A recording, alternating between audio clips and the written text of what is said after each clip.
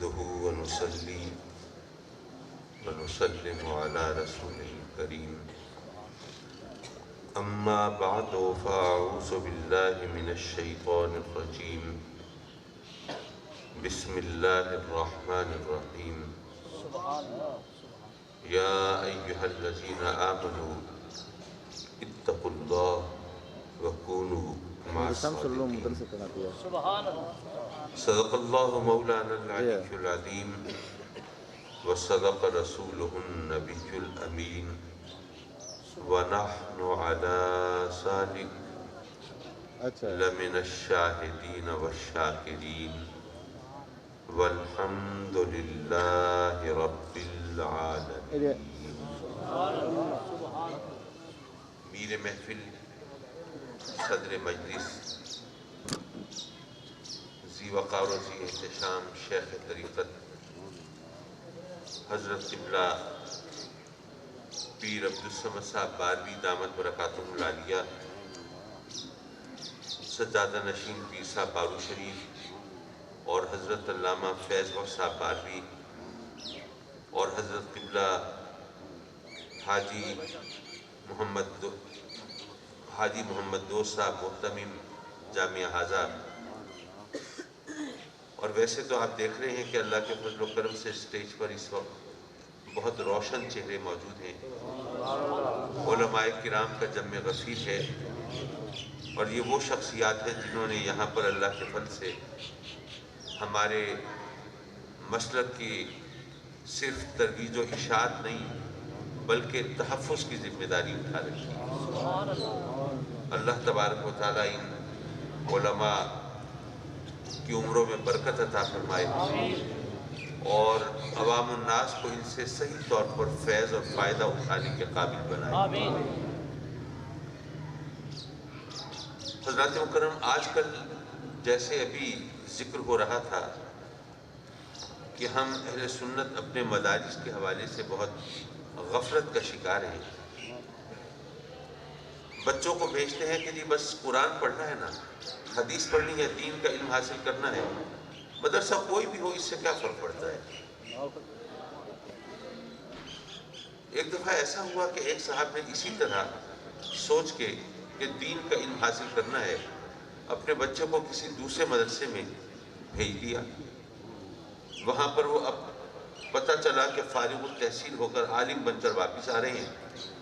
والدین نے سوچا کہ بہت بڑی سعادت ہے، بچہ عالم دین بن کر آ رہا ہے تو ہمیں اس کا آنا جو ہے اس کا صحیح استقبال ہونا چاہیے، اس یہاں ایک جشن منانا چاہیے.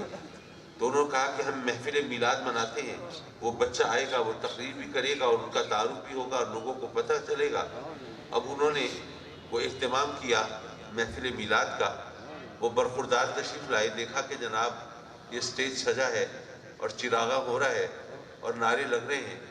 تو انہوں نے کہا یہ کیا ہو رہا ہے؟ کہ بھئی آپ کی عالم بننے کی خوشی میں میلاد بن رہا ہے. تو انہوں نے جناب وہیں پہ گرجنا برسنا شروع کر دیا، تم بالکل جاہل ہو، تمہیں پتہ نہیں یہ بدعت ہے، یہ شرک ہے، یہ ناجائز ہے، یہ حرام ہے، یہ کیا کر رہے ہو؟ اب والدین بیچارے پریشان کے بچے کو عجیب عالم بنایا ہے، عالم بن کے اپنے ماں باپ پہ فتوی لگا رہا ہے کہ یہ مشرک اور بدعتی ہے. اس لیے آپ اپنے بچوں کو ان مدرسوں میں پڑھنے کے لیے بھیجیں کہ جہاں پر پڑھ کر وہ آپ پر فتوے نہ لگائیں، بلکہ وہ آپ نے جو ان کے دلوں میں عشق رسول کا بیج بویا ہے، جو پیر و فقیروں کی محبت ڈالی ہے، اس کا احترام کریں.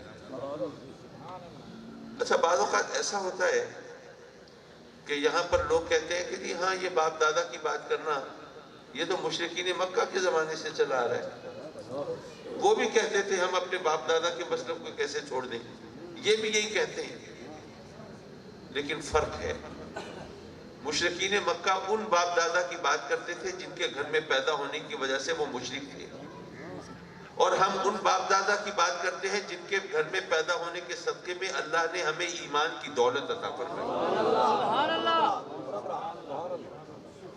حضرات مکرم، اب آج کی یہ محفل حضور سیدنا صدیق اکبر رضی اللہ تعالیٰ عنہ کی بارگاہ میں خراج عقیدت و محبت پیش کرنے کے حوالے سے بھی، ایک تو یہ مہینہ آپ کے وصال کا مہینہ ہے، اور دوسرا پچھلے دنوں جو یہاں ایک شوشہ چھوڑا گیا ہے، اللہ تعالیٰ رحم کرے، میں اس کا ذکر زیادہ نہیں کروں گا کیونکہ ہمیں فسادیوں کو زیادہ پروموٹ نہیں کرنا چاہیے، لیکن صرف یہ بتانا چاہتا ہوں کہ آپ نے کبھی غور کیا کہ خلفائے راشدین میں سے صرف سیدنا صدیق اکبر ہیں جو طبعی طور پر دنیا سے رخصت ہوئے؟ سیدنا عمر فاروق ہیں، شہید ہوئے، سیدنا عثمان غنی ہیں، شہید ہوئے، سیدنا علی مرتضیٰ ہیں، شہید ہوئے، سیدنا امام حسن ہیں، شہید ہوئے، یہ سب شہید ہوئے۔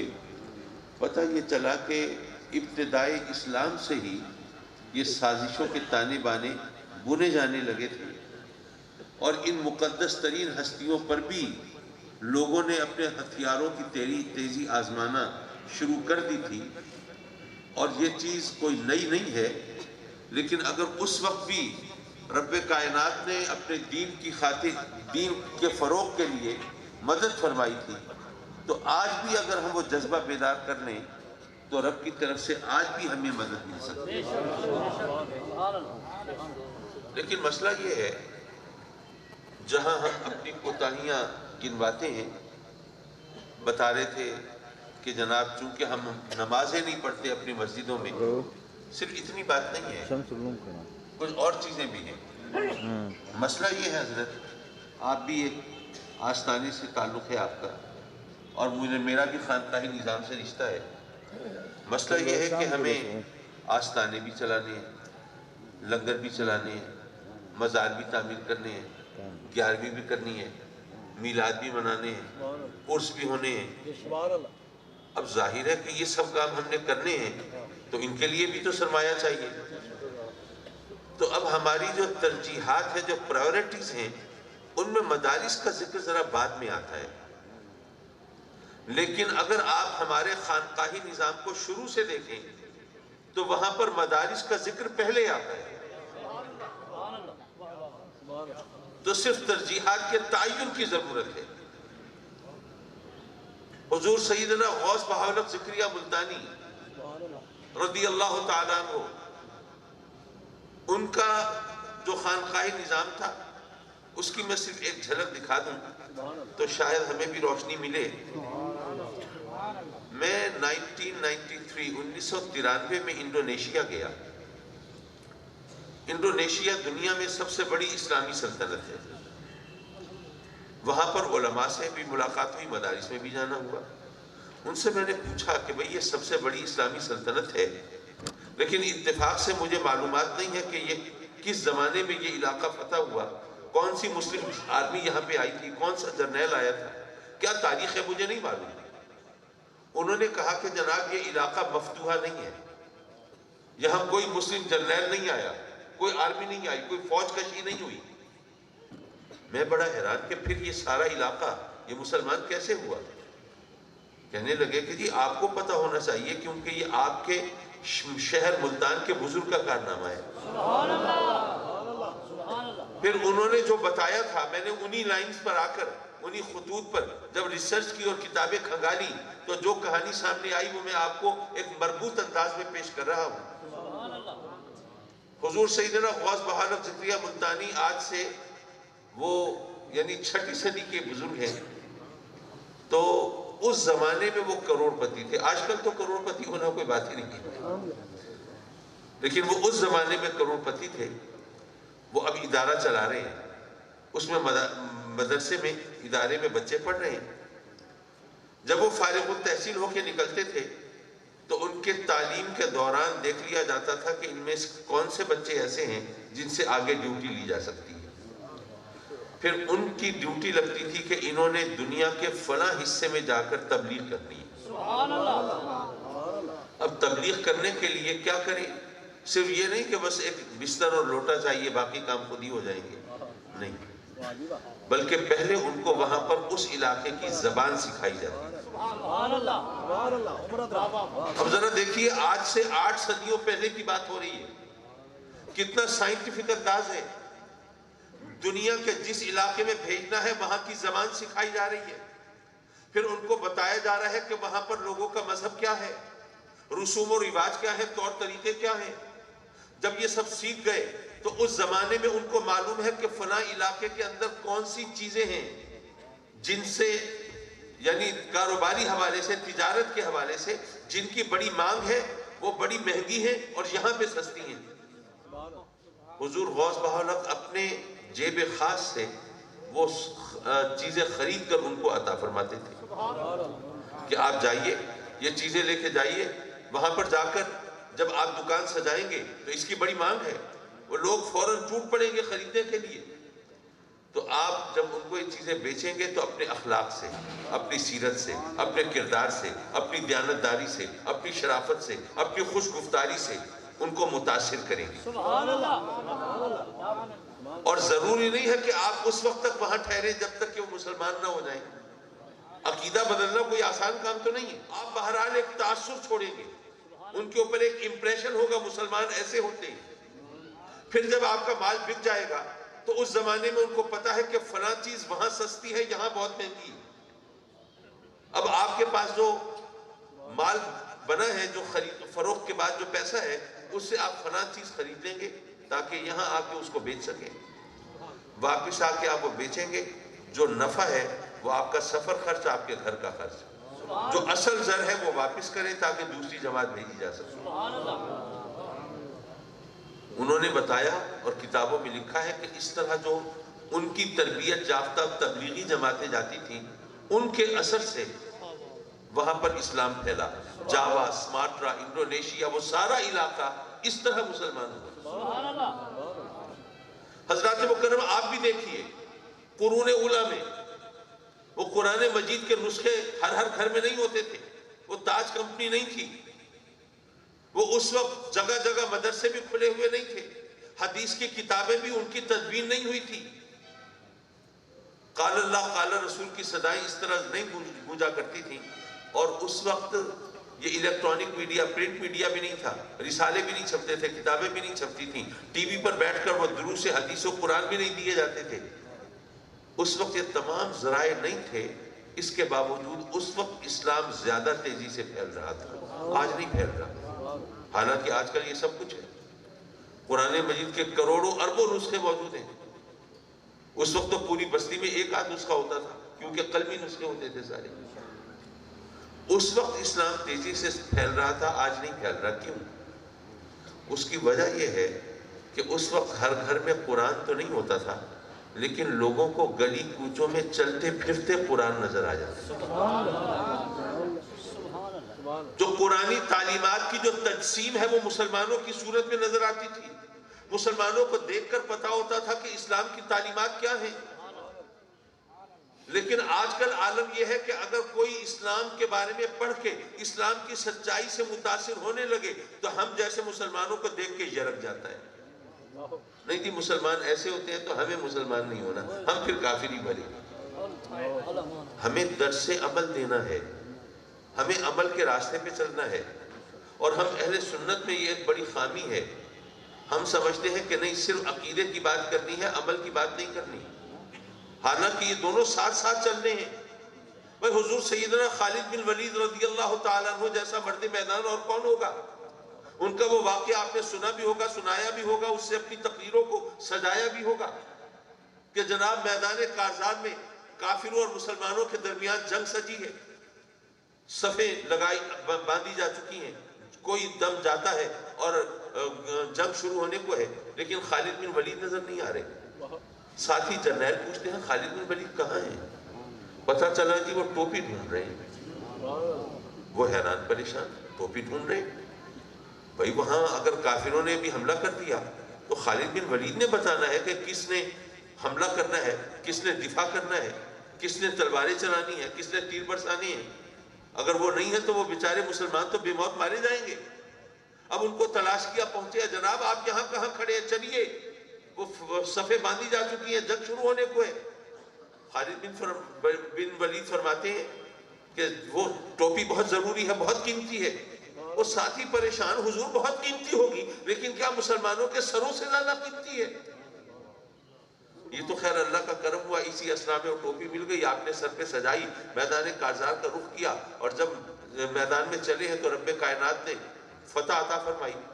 جب شام کو بیٹھے مشاورت کے لیے کہ آج کیا سبق سیکھا، کیا حکمت عملی اپنانی چاہیے، کیا طور طریقے ہمارے لیے مفید، تو ساتھیوں نے کہا کہ صحیح، اللہ نے تو کرم کیا، اس نے تو فتح عطا فرما دی، لیکن آپ نے تو مروانے میں کوئی کسر نہیں چھوڑی تھی۔ ادھر جنگ شروع ہونے والی ہے اور آپ ٹوپی ڈھونڈ رہے ہیں۔ آپ جیسے مرد مجاہد سے اس قسم کی حرکت کی توقع تو نہیں تھی۔ خالد بن ولید کیا جواب دیتے ہیں؟ فرماتے ہیں کہ تم کیا سمجھتے ہو کہ ہمیں فتح ملتی ہے تو میری بہادری کی وجہ سے، یا جنگی حکمت عملی میں دسترس کی وجہ سے، یا عسکری امور پر میری مہارت کی وجہ سے؟ ارے نہیں، یاد رکھو ہمیں فتح ملتی ہے تو آقا کریم حضور علیہ السلام کے ان منہ مبارک کی برکت سے جو اس ٹوپی میں سلے ہوئے ہیں۔ حضرات مکرم ہم نے واقعہ بھی سن لیا اور ہمارا عقیدہ بھی ماشاءاللہ ثابت ہوا، اور صحابہ کرام کے نظریات بھی ہمیں پتہ چلے، اور منہ مبارک کی برکت بھی سامنے آ گئی، لیکن جو اصل سبق ہے وہ ہم نے نہیں لیا۔ حضور بتانا تو یہ تھا کہ دیکھو خالد بن ولید رضی اللہ تعالیٰ عنہ وہ منہ مبارک کی برکت کو کس طرح مانتے ہیں، لیکن انہوں نے منہ مبارک کو ٹوپی میں سی کر، وہ ٹوپی سر پہ رکھ کر انہوں نے رہبانیت اختیار نہیں کی ہے، وہ جنگل اور ویرانے آباد نہیں کیے ہیں، انہوں نے تسبیح اور مصلی پڑھ کے حجرہ نشینی اختیار نہیں کی ہے۔ ارے میدان جہاد میں نکلے ہیں تو اللہ نے فتح دی ہے۔ سبق تو یہ دینا تھا، لیکن ہم یہ سبق نہیں دیتے۔ حضرات مکرم سیدنا صدیق اکبر رضی اللہ تعالیٰ عنہ کے حوالے سے مجھے ظاہر ہے میں نے تو آیہ کریمہ بھی اسی پس منظر میں اپنی طرف سے پڑھی تھی۔ دیکھیے ہم اگر اپنے بچوں کو صداقت کی بات کریں، سچ کی بات کریں، تو ان کو نصیحت کریں گے بیٹے سچ بولو، سچے بنو، سچ کا دامن پکڑو۔ اگر جھوٹ بولو گے ذلیل ہوگے، رسوا ہوگے۔ سچ بولنے والے کو عزت ملتی ہے۔ اگر ہم بچوں کو نصیحت کریں تو کہیں گے سچے بنو، سچ بولو، سچ کا راستہ اختیار کرو، لیکن رب کائنات فرماتا ہے سچوں کے ساتھ ہو جاؤ۔ یہ نہیں فرمایا سچ بولو۔ کیوں؟ ہمیں سچ کا پتہ کیسے چلے؟ آپ بتائیے، کیا ٹی وی پر جو خبریں آتی ہیں ہمیشہ سچی ہوتی ہیں؟ اخبارات کی شہ سرخیوں میں جو کچھ چھپتا ہے ہمیشہ سچ ہوتا ہے؟ لاکھوں کے مجموعوں میں جو بیانات داغے جاتے ہیں ہمیشہ سچ ہوتے ہیں؟ بلکہ منبر و محراب پر کیا ہمیشہ سچ بولا جاتا ہے؟ نہیں۔ سچ کا پتہ کیسے چلے؟ اچھا، عدالت میں کوئی کیس پیش ہو اور اس وقوعے کے بارے میں 4 گواہ پیش ہو۔ ایک گواہ کہے کہ جناب میرا خیال ہے کہ واقعہ یوں ہوا ہوگا، دوسرا کہے کہ جناب میں نے سنا ہے کہ واقعہ یوں ہوا تھا، اور تیسرا کہے کہ نہیں جناب میں نے تو خود دیکھا ہے، میں چشم دید گواہ ہوں، واقعہ یوں ہوا تھا۔ 3 گواہ پیش ہوئے، عدالت کس کا اعتبار کرے گی؟ چشم دید گواہ کا، جس نے دیکھا ہے۔ پتہ یہ چلا کہ ورڈکٹ آف دا کورٹ یہ ہے، عدالت کا فیصلہ یہ ہے کہ سچ کا پتہ آنکھ سے چلتا ہے۔ لیکن کیا آنکھ غلط نہیں دیکھتی؟ ایک دوست بچے کو سائیکل پہ سیر کرانے کے لیے چلے، رات کا وقت تھا، ذرا ٹھنڈی ہوا چل رہی تھی، بچے کو مزہ آیا، ادھر اوپر 14ویں کا چاند چمک رہا تھا، ترنگ میں آ کے کہتا ہے بابا دیکھیے کتنا مزہ آ رہا ہے، آج تو چاند بھی ہمارے ساتھ ساتھ سیر کر رہا ہے، چاند بھی ساتھ ساتھ چل رہا ہے۔ سڑک کے کنارے اتفاق سے کچھ شیخ الحدیث صاحب تشریف فرما تھے، انہوں نے بچے کی بات سنی، ہنس پڑے، دوستوں سے کہا دیکھو بچے کتنے سیدھے سادے بھولے بھالے بے وقوف ہوتے ہیں، کہتا ہے کہ چاند ہمارے ساتھ چل رہا ہے، دیکھو چاند تو ہمارے ساتھ کھڑا ہے، اب ذرا بتا دیجئے کون سچا ہے کون جھوٹا ہے؟ دونوں چشم دید گواہ ہیں، دونوں آنکھ سے دیکھ کر گواہی دے رہی۔ مولا ہماری تو آنکھ بھی غلط دیکھتی ہے، ہمیں سچ کا پتہ کیسے چلے؟ ہمیں بتایا کہ اگر آنکھ غلط دیکھتی ہے تو عقل اس کی رہنمائی کر دیتی ہے، عقل بتا دیتی ہے کہ چاند نہیں چل رہا سواری چل رہی ہے۔ تو عقل والوں کو تو پھر مغالطہ نہیں ہونا چاہیے، وہ تو پھر سچ کو پا لیتے ہیں، آپ کی غلطی پکڑ لیتے ہیں۔ اچھا تو اس کا مطلب یہ ہے کہ عقل غلطی نہیں کرتی ہوگی؟ کوئی لمبا چوڑا فلسفہ نہیں، اتنا وقت ہی نہیں ہے۔ ایک ہی جملے میں سیدھی سی بات ہے، اگر عقل غلطی نہ کرتی تو عقل مندوں میں تو کبھی جھگڑا ہوتا ہی نہیں، لیکن یہاں سارا جھگڑا ہوتا ہی عقل مندوں میں ہے۔ حضرت ہم بے وقوف تو ویسے ہی زندہ باد مردہ باد لگے رہتے ہیں، سارا جھگڑا ہوتا عقل مندوں میں ہے۔ بھئی ہماری عقل بھی غلطی کرتی ہے، ہماری آنکھ بھی غلطی دیکھتی ہے، مولا ہمیں سچ کا پتہ کیسے چلے؟ یارو تمہیں پتہ نہیں چلتا تو پھر صدیق اکبر سے پوچھ لو نا، ان کو سچ کہاں سے ملا، کیسے ملا؟ یہ آپ کو پتہ ہے نا کب ملا؟ جب آقا کریم حضور علیہ السلام نے جب شب معراج کے بعد سفر معراج کا ذکر فرمایا تو وہ کافر جو ہے وہ بڑے خوش ہوئے کہ لو جی ہم ہمیشہ اس طاق میں رہتے تھے، اس فکر میں رہتے تھے کسی طرح مسلمانوں کے نبی کو معاذ اللہ غلط ثابت کر سکے، جھوٹا ثابت کر سکے، لیکن یہ تو جو کہتے تھے ویسا ہو جاتا تھا۔ لیکن آج انہوں نے ایسی بات کہہ دی کہ کوئی مان ہی نہیں سکتا، راتوں رات چلے مسجد حرام سے مسجد اقصی پہنچے اور راتوں رات نہ جانے کہاں کہاں کی اور سیر کی اور راتوں رات واپس بھی آ گئے، یہ بات تو کوئی مان ہی نہیں سکتا۔ چلو سب سے پہلے ابو بکر کو پکڑو نا، بڑی سائیڈ لیتے ہیں اپنے نبی کی، ان کی تائید کرتے ہیں، حمایت کرتے ہیں، اب کیا کہیں گے؟ جب آپ کو گھیرا اور پوچھا ہاں بھئی ابو بکر ذرا یہ تو بتاؤ، اگر کوئی شخص یوں کہے کہ میں رات کو مسجد حرام سے چلا مسجد اقصی پہنچا اور آگے کا بھی بڑا سفر کیا لمبا چوڑا اور راتوں رات واپس بھی آ گیا، کیا خیال ہے تمہارے خیال میں وہ شخص سچا ہوگا کہ جھوٹا ہوگا؟ سیدنا ابو بکر بھی غور فرماتے ہیں کہ آخر مجھے سے کیوں پوچھ رہے ہیں، کہ کسی اور سے بھی پوچھ سکتے تھے، کوئی چکر ہے صحیح؟ فرماتے ہیں پہلے یہ بتاؤ یہ بات کہی کس نے ہے، یہ دعویٰ کیا کس نے ہے؟ جب انہوں نے دیکھا کہ بتائے بغیر بات بنے گی نہیں تو مجبوراً کہا کہ دیکھو جس کے نام کا کلمہ پڑھتے ہو، جس کو اللہ کا نبی مانتے ہو، یہ انہوں نے کہا ہے، اب تم بتاؤ ابو بکر یہ ممکن ہے، ہو سکتا ہے؟ آپ نے کیا فرمایا؟ یہ نہیں فرمایا کہ تم تو سکارا بھی نہیں ہو، کافر ہو، تمہاری بات کا کیا اعتبار، میں ذرا جاؤں آقا کریم سے پوچھوں پھر بتاؤں گا، نہیں، فوراً فرمایا کہ میں گواہی دیتا ہوں آقا کریم نے یہ سفر کیا ہے۔ اچھا پہلی بات تو یہ پتہ چلی، آج کل آقا کریم حضور علیہ السلام کی عظمت و شان کے حوالے سے ہم احادیث پیش کریں تو وہ لوگ جو ماشاءاللہ خاص طور پر حدیث کے حوالے سے اپنی پہچان کراتے ہیں، کہتے ہیں یہ حدیث تو ضعیف ہے، اس میں فلاں راوی جو ہے اس پر بڑی جرح ہوئی ہے، وہ تو ثقہ نہیں ہے، فلاں ہے فلاں ہے۔ اگر کبھی موقع ملے تو ان سے پوچھنا، ان کو بتانا کہ صدیق اکبر کی سنت یہ ہے کہ نبی کریم کی عظمت کی بات اگر کافر سے سنو تو اس کا انکار بھی مت کرو، ارے کافر ہے تو ہوتا رہے، عظمت تو ہمارے نبی کی بیان کرتا ہے نا۔ دوسری بات، صدیق اکبر نے گواہی دی میرے آقا کریم کے سفر معراج کی، کیا انہوں نے آقا کریم کو جاتے ہوئے دیکھا تھا؟ کوئی ٹاٹا بائے بائے کیا تھا؟ نہیں، پتہ چلا آنکھ کی گواہی نہیں تھی، آنکھ کی گواہی نہیں تھی۔ اچھا کیا معراج کا سفر عقل میں آنے والی چیز ہے؟ معجزہ ہے، اور معجزہ ہوتا ہی وہ ہے جو عقل کو عاجز کر دے۔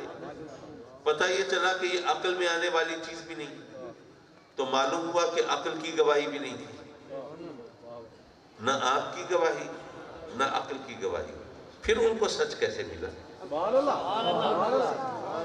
یارو صدیق اکبر یہ بتا رہے ہیں کہ اے لوگوں یاد رکھو، تمہاری آنکھ کچھ دیکھے، تمہاری عقل کچھ کہے اور نبی اس کے خلاف کچھ اور کہے، اپنی آنکھ کو جھٹلا دو، عقل کا انکار کر دو، نبی کی بات مان لو تو تمہیں سچ مل جائے گا۔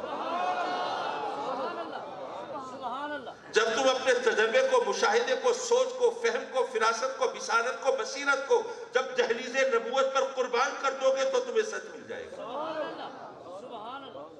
صداقت کا معیار زبان رسالت ہے۔ حضرات مکرم، میں صرف نصیحت کے طور پر آخر میں ایک آدھ بات مزید کرنا چاہوں گا، ورنہ یہ موضوع ربڑ کی طرح ہے، اس کو خوب کھینچا جا سکتا ہے۔ آج کل ہمارا عالم یہ ہے کہ ہم رب کی بارگاہ میں شکم و شکایتوں کے دفتر کھول کے بیٹھے ہوتے ہیں۔ مولا وہ جو کافر ہیں، مشرک ہیں، اور اگر مومن بھی ہیں تو فاسق ہیں، فاجر ہیں، بدکار ہیں، زانی ہیں، شرابی ہیں، ان کو تو بڑا نوازا ہے تو نے، بڑا مال دیا ہے ان کو، بڑی دولت ہے، چین کی بنسی بجاتے ہیں، عیش و عشرت کی زندگی گزارتے ہیں، اور مولا ہم تیری بارگاہ میں جھکنے والے، تیرے سامنے سجدہ ریز ہونے والے، بندگی کا رشتہ جوڑنے والے، مولا ہم ترستی اور سسکتی ہوئی زندگی گزارتے ہیں، کرتے ہیں شکایت۔ اچھا آپ کو معلوم ہے رب کائنات نے ہمیں جو کچھ عطا فرمایا اس کا حساب دینا ہے۔ اگر مال دولت ملی اس کا حساب دینا ہے، زمین جائیداد ملی اس کا حساب دینا ہے، کوئی عہدہ یا منصب ملا اس کا بھی حساب دینا ہے کہ تم نے اپنے منصب کو، اپنے اختیار کو، اقتدار کو کس طرح استعمال کیا تھا۔ اگر آل اولاد ملی اس کا حساب بھی دینا ہے کہ اپنے بچوں کی پرورش کیسے کی تھی، رزق حلال پہ پالا تھا، ایک اچھا پکا سچا مسلمان بنایا تھا، ہر چیز کا حساب دینا ہے۔ اچھا کیا خیال ہے اگر میں آپ میں سے 2 حضرات کو زحمت دوں اور ان سے کہوں ایک کو 100 روپے دوں اور دوسرے کو 1 لاکھ روپے دوں، پھر ہفتے 2 ہفتے کے بعد بلاؤں اور پوچھوں بھئی تمہیں 100 روپے دیے تھے کہاں خرچ کیے، تمہیں 1 لاکھ دیے تھے تم نے کہاں لگائے، کیا خیال ہے کس کے لیے حساب دینا آسان ہوگا؟ 100 روپے تو آج کل حساب کتاب میں آتے ہی نہیں ہیں، اس کے لیے بڑا آسان ہوگا۔ یارو کیا پتا ہم میں سے کچھ لوگ ایسے ہوں جو تنگ ہو اپنی غربت سے، پریشان ہو، لیکن رب کائنات گویا یہ فرماتا ہو میرے بندے تھوڑی پریشانی میں یہ 2 روزہ زندگی گزارنے تو خیر ہے، کوئی بات نہیں، لیکن میں جانتا ہوں میں نے ان کو اگر مال زیادہ دے دیا ان کی عاقبت بگڑ جائے گی، ان کے لیے حساب دینا مشکل ہو جائے گا۔ کیا پتا ہم میں کچھ غریب ایسے لوگ ایسے ہوں جن کی غربت بھی ان کے لیے در حقیقت اللہ کی طرف سے رحمت ہو، یہ وہ بہتر جانتا ہے۔ بھئی ماں بیٹھی ہے، سبزیاں کاٹ رہی ہے، کھانے پکانے کی تیاری کر رہی ہے، اتنے میں 2.5-3 سال کا اس کا بچہ ہے، کھیلتا ہوا وہاں آیا، ماں کو دیکھتا سبزیاں کاٹتے ہوئے ضد کرنے لگا مجھے چھری دو میں کاٹوں گا، دے دے گی چھری ماں؟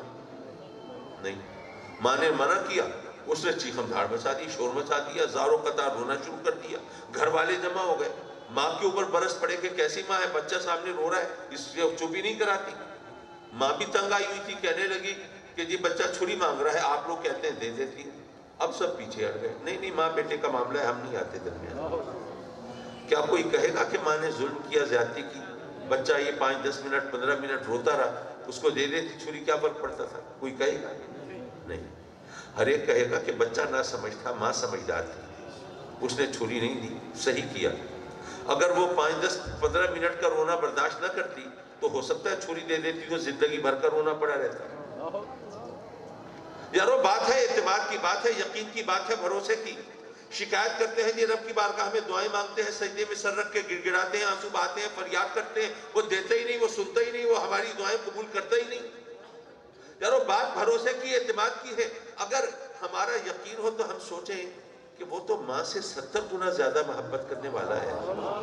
اگر اتنے رونے گڑ گڑانے کے بعد بھی یہ چیز نہیں دے رہا تو وہ جانتا ہوگا یہ چیز ہمارے لیے اچھی نہیں ہے، اس لیے نہیں دے رہا۔ لیکن ہم ہر جگہ اپنی چلانا چاہتے ہیں۔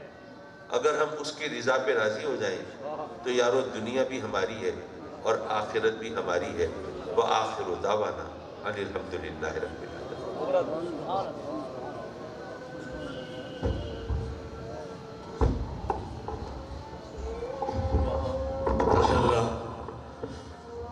قائد ملت اسلامیہ نے عظیم خطاب فرمایا۔ حضرت محترم ابھی طلباء کی دستار بندی اور حضرت نے بھی جانا ہے تو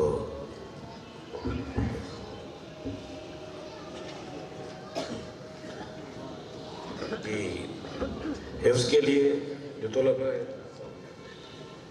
قبلہ شیخ الحدیث خواجہ عبدالصمد بارہوی صاحب اور دیگر وہ شیخ غزالی زماں دستار بندی فرمائیں گے۔ آج رات وصال دا چندر چڑے رہے وقت اتھائی دینا تھیرے سبحان اللہ سچ فجر دا راستہ بھل پوے ونجے نکل کی تھائی دینا دیوے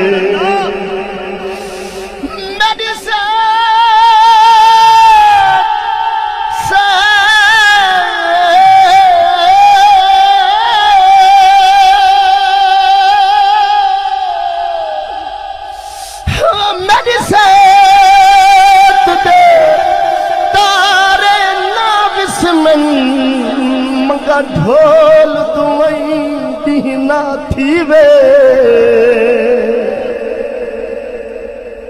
چپ کو سمجھ نہیں ہے ذرا ہاتھ چاہتے آنکھو سبحان اللہ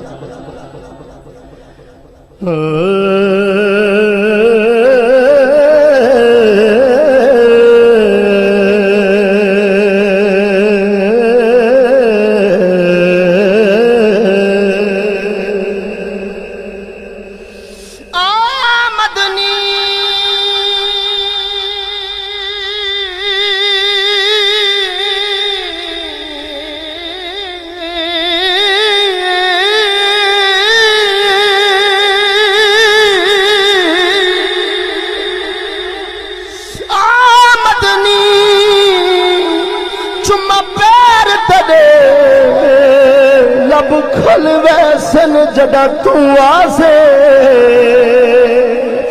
میرے دل دی مادری کو پھر دے در کھل ویسن جدا تو آسے جو گزری رات میں اجڑ دی